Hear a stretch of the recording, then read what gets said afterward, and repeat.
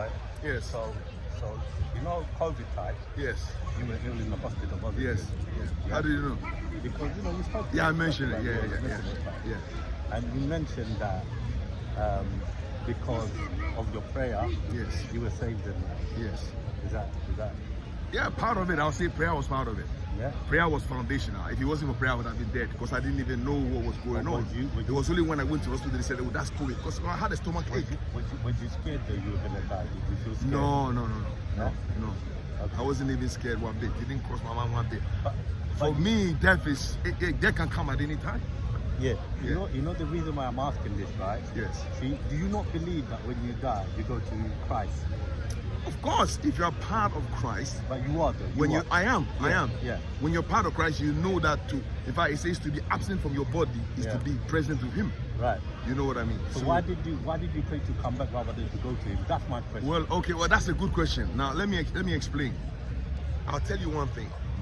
My father died when I was 6 years old. Yeah. That's part of my story. Yeah. My father died when I was 6 years old. Uh-huh. And so I felt like my father left me. So I had this thing in me. I said, oh, I will never leave my children. I'm going to be there for my children. My father left me at 6. I'm going to be there.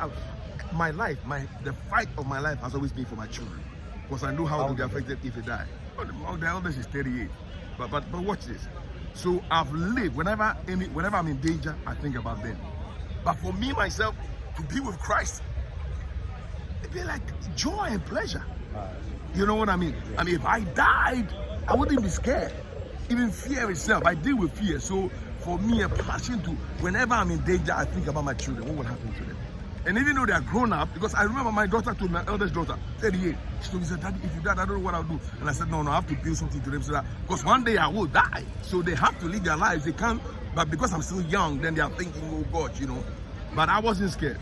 So it was for your children. Yeah, for them. I told you my father died when I was 6. It affected me. I mean, it affected me so deep that I miss my father.